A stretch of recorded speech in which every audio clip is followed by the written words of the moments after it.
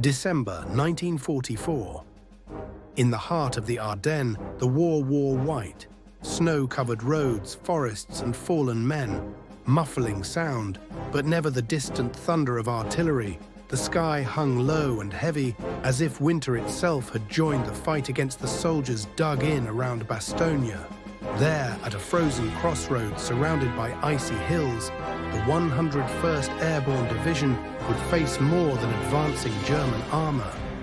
They would face a cold that burned the lungs and hardened fear inside the chest.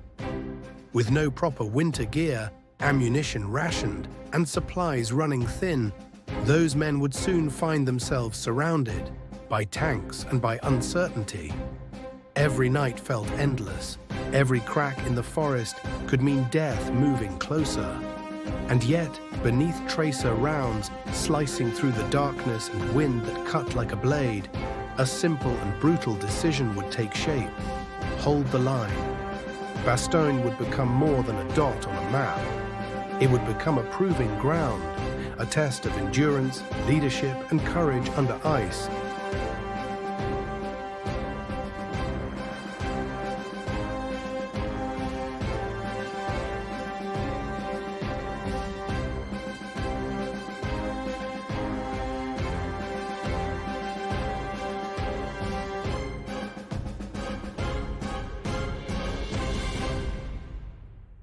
What followed was not a dramatic charge or a sweeping maneuver across open ground. It was a tightening grip. The German counteroffensive had erupted with shocking speed. Entire American units were pushed back, supply lines shattered, communication fractured. The objective was bold and desperate: split the Allied front, seize Antwerp, and force a negotiated peace in the West. For that to happen, key road networks had to fall. And Bastogne, small, cold, unremarkable on most maps, was the knot that held those roads together. 7 highways converged there. If they controlled Bastogne, the Germans could move armor freely through the Ardennes.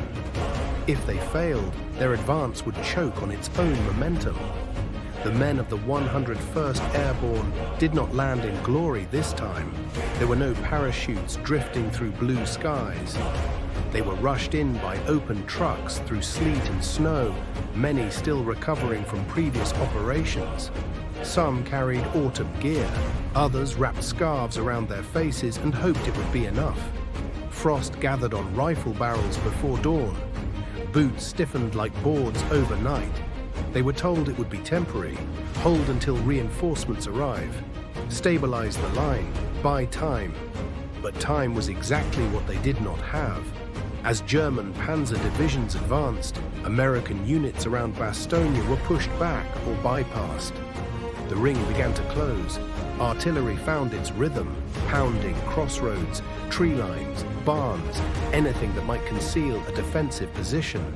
Shells burst in the forest canopy, sending splintered wood raining down like shrapnel. The snow, once silent and clean, turned grey and torn.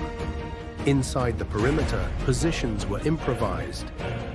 Foxholes hacked from frozen ground, machine gun nests carved into tree lines, anti-tank guns placed along narrow roads where armor would have no choice but to funnel forward. Every intersection became a potential last stand. Communication was fragile. Radios failed in the cold. Wires were cut by bombardment. Orders traveled by runners moving through woods where visibility dropped to yards. A wrong turn could mean walking straight into an enemy patrol. And still the men dug in. Hunger crept in quietly. Rations were stretched. Water froze in canteens. Medics worked with limited morphine and dwindling bandages. The wounded were laid in cellars and churches, breath fogging in air so cold it stung exposed skin. Outside, the shelling rarely stopped long enough to allow silence to settle. The psychological weight grew heavier than the snow. Encirclement changes a soldier's perception of time. You no longer measure the war in weeks or campaigns. You measure it in hours survived. In the next artillery barrage, In the next movement in the trees, every sound sharpens, every shadow becomes suspect. German loudspeakers occasionally carried messages through the forest, promising fair treatment if they surrendered. Leaflets drifted down like pale warnings across the white ground. The implication was clear: resistance was pointless. But something hardened inside the perimeter. The 101st was not alone. Elements of other units had been pulled into the defense. But the airborne identity mattered. These were men trained to operate behind enemy lines, to hold ground under pressure, to rely on each other when supply and certainty disappeared. That culture now became oxygen. Officers moved from foxhole to foxhole, steady, deliberate, not promising miracles, not pretending the situation was easy, simply reinforcing the same idea: hold. Because every hour Bastogne stood, the broader Allied response strengthened. General Patton's Third Army was pivoting north in one of the most aggressive maneuvers of the war. Air support waited for a break in the weather. Reinforcements were moving, slowly, through clogged winter roads. But none of that mattered to the man staring into a tree line at midnight.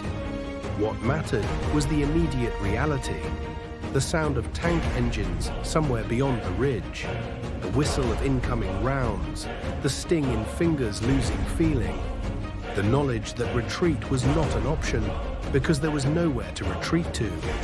Encircled units can fracture. Panic can spread faster than artillery shockwaves. Bastogne did not fracture, it compressed. Small acts began to define survival.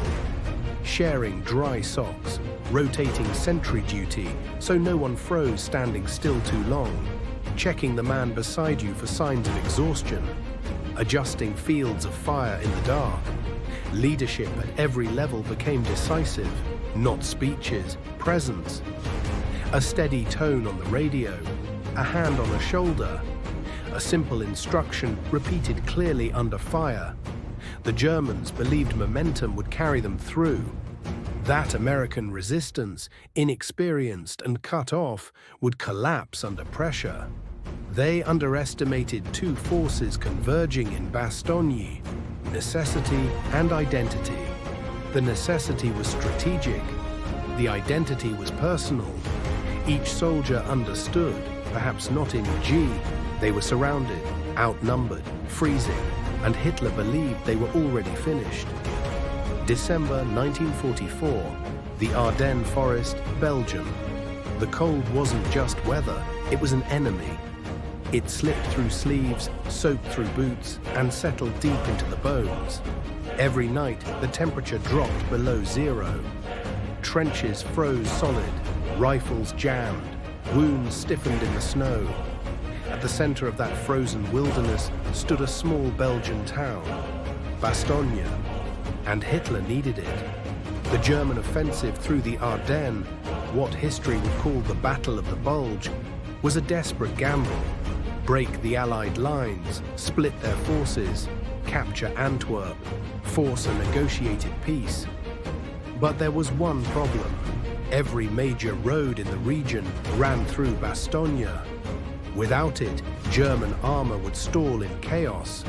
So the Wehrmacht moved fast through the fog and snow, and instead of retreating Americans, they found the 101st Airborne Division. The paratroopers had arrived in open trucks under heavy snowfall. Many wore autumn uniforms, not enough winter coats, not enough insulated boots. Some wrapped their feet in burlap. They weren't prepared for Arctic warfare, but they were told to hold. And then the Germans closed the ring. By December 19th, Bastogne was encircled. Tanks sealed the perimeter. Artillery pounded the town day and night. Supplies dwindled.